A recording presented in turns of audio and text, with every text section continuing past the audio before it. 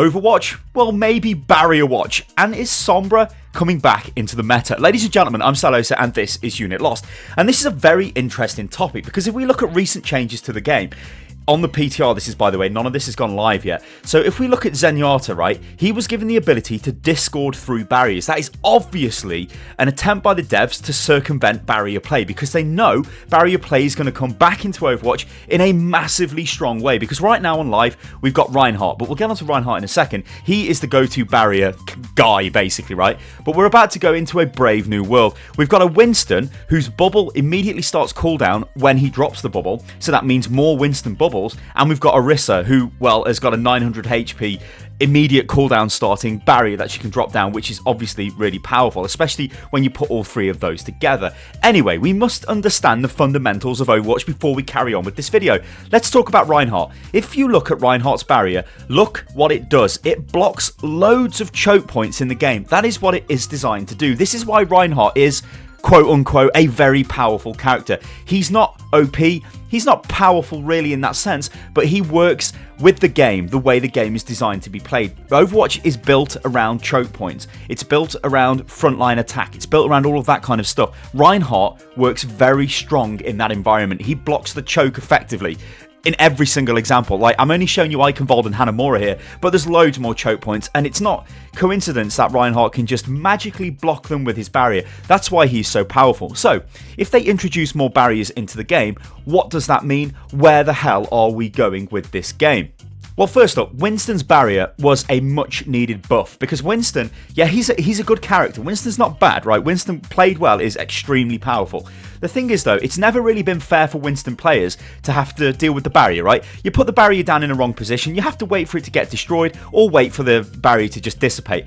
Good players won't just shoot the barrier when they see it in a bad position. They'll leave it because they know Winston, well, he's kind of been gimped a bit when he doesn't have his barrier. And it makes sense, right? That's good play.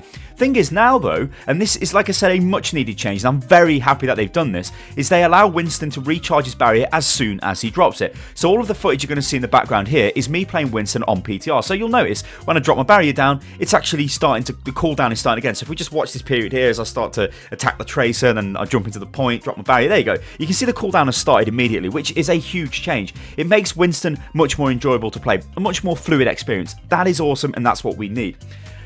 This, though, isn't the main driving factor behind this BarrierWatch meta, which I think is going to hit Overwatch. It's Orisa, right? That's the one that's going to cause this. Winston, obviously, is going to help with his buff. It makes him a lot more viable. But do remember, Winston was always really kind of viable. Winston was always a good character. With Orisa, though, we've got this hero that can set up static defensive positions. You've seen the video I made where it was the bongo bunker I spoke about, where she can drop the barrier and drop the bongo, the supercharger inside, and it's a nice little kind of combo, you know, and that's great. But then there was also another video I made, which is practically one of the first videos I made about Orisa, and that was the Orisa and Reinhardt combination. It's really strong. Like, it is really, really strong. And in that video, you see me play on Hanamura in the choke, and I was playing Reinhardt. When my barrier got destroyed, Orisa dropped hers in there, I recharged mine, and we just sort of cycled barriers. And it was this, like, impenetrable barrier defense, which was obviously really strong. Yes, there are ways of playing around this. Dive comps obviously just circumnavigate the shields anyway and get stuck into the backline and all of that stuff. And that's what you need to do against these heavy sort of choke defense barrier builds. But what the hell is going to happen when we've got Winston, when we've got Reinhardt, and when we've got Orisa all together on the same team with barriers everywhere? Well, we do have BarrierWatch, and that's what we're going to get. But is it as bad as everyone seems to think it could be? Or maybe as bad as I've led it on to be in this video so far? Actually, I don't think it is. Now, if we talk about the Zen, buff then nerf. So Zen could chuck his Discord orb through barriers, and this was crazy because it meant suddenly flankers like Genji and Tracer were massively powerful again. It's almost going back to early beta days, or beta days, where we had the, I forget what they called it, but you could have, you didn't have a line of sight with Zen. So Zen's orbs just applied to people until, like, they didn't apply, like, until he decided to change them. So he could Discord targets and they just remained on the target. He could put his Orb of Transcendence, no, it's not Orb of Transcendence, that's his ultimate Transcendence, Orb of Harmony, that's it, on a friendly Genji and just let him run away. And he could just do Genji things. And also Genji was quite powerful back in that day. I think they know that that could potentially happen again. That's why they have reined back the Discord buff because it was a massive buff to Zen. Remember, they also nerfed Ana, but then they sort of went back on most of those nerfs. We would have been in an era of the Zen meta, right? Zen would have been needed because he was so powerful. Anyway, they quickly got rid of that. And that got me thinking, like, what are they doing? Do they have another plan? Have they got some other way of allowing us to play around barriers? Well, you know what? Yeah, they have, and it's called Sombra.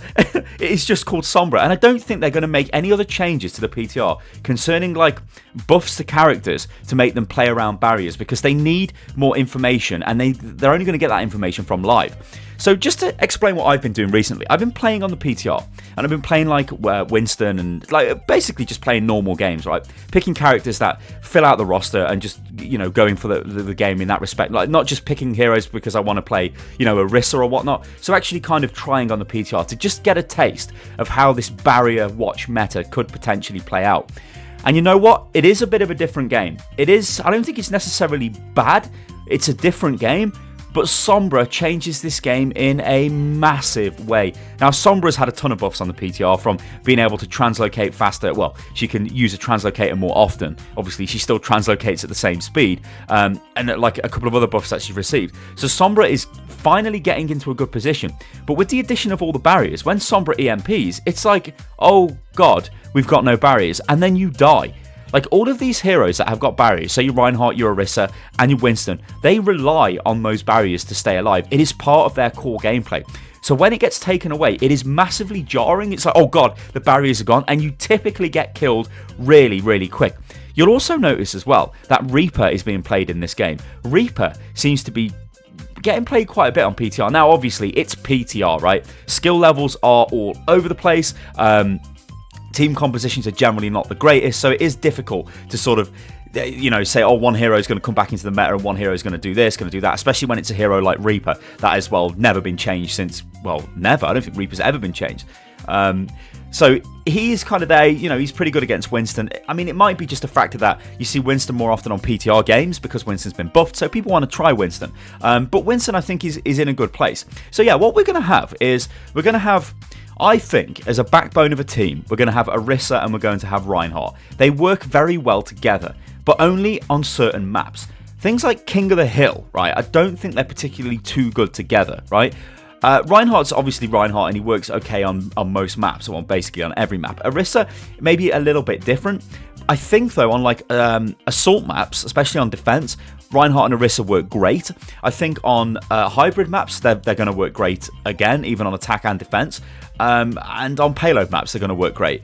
King of the Hill, like I said, is it's a bit up in the air. You know, they'll be usable, but will they be as effective? Winston is obviously quite usable in King of the Hill. It's quite usable in the other game modes as well, but it kind of depends what the other team are doing in a way. You know, if they're set up with like a Roadhog and a Reaper, like this team is, I think, at the moment, that's going to be pretty difficult for Winston to do anything because there's two massively hard counters to Winston on the field there, and they're going to give him a really bad time. So Winston, yeah, it's still kind of like a more situational pick, but whatever. So we look at the Zen nerf, well, the Zen buff and then the re-nerf, and we look at why Blizzard have done that. And I think it's quite clear because they want Sombra to be played more. Now, there is a very interesting thought here behind Sombra. Blizzard obviously know what heroes they're going to launch months and months in advance, right? I doubt that they just swap and change heroes around and go, oh, we need this hero now, we need that hero. No, this is all planned out. They know what heroes are going to launch way into next year. And these heroes are probably being worked on in some sort of stage or whatever right now. So they knew that we're going to get Orisa, right? And they knew Orisa would be the next hero after Sombra. When they gave us Sombra, it was clear what Sombra was designed to do, right? She could hack Reinhardt, but it was difficult, right? Very difficult. There was PTR iterations where Sombra could actually hack through the barrier. Now, that didn't last very long because that was clearly ridiculously powerful, because if Sombra could just run up to somebody like a Reinhardt and hack him through the barrier, it was ridiculously powerful, so that got taken back. Much like the Zen Discord Orb buff, which was recently on the PTR, you know, and that got brought back, probably for the same reasons. But I think that they knew more barriers were coming into the game. And when you look at the way maps are designed, barrier play it's a core fundamental of Overwatch. Like, being there, protecting your team, being the anchor point, because that's what Orisa, you know, and Reinhardt are. They are anchor tanks. It is a core gameplay feature of Overwatch. So how do you play around this? Well, they seem to be changing Sombra in a way to make her more offensive and more sort of anti-barrier. Now, she always was anti-barrier, right? You look at her EMP, you look at a hack, it removes barriers, right? You hack Reinhardt, he's got no barrier. You EMP barriers, they just get exploded. Now, though, it's crazily effective because if you've got a Winston bubble down, an Orisa bunker down, and a Reinhardt barrier in your face, and she EMPs, they are all gone. And I mean, not to mention you can't use abilities, but they are all gone, the barriers, and that is a huge advantage. So we're going to see, I think, going into, well, it's not into the next season, just going into whenever the Orisa patch drops, when choke points are being held, and they're being held strong with Orisa, with Reinhardt, we're just going to see an offensive Sombra blow them open, just absolutely rip them open. And I think that's all Blizzard think we need right now, and it possibly could be true. Of course, the biggest issue with all of this stuff is we need to actually test it. PTR has got a problem where it's virtually impossible to get really good sort of a feel for what's going to happen because team ability and skill and whatever, it's all over the place, right? People want to test new heroes and stuff. Blizzard have been on record and said before, the idea with the PTI is to make sure the patch actually technically works before we put it on live, which is not great. In an ideal world, they would love to be able to collect great data before they put all of this live.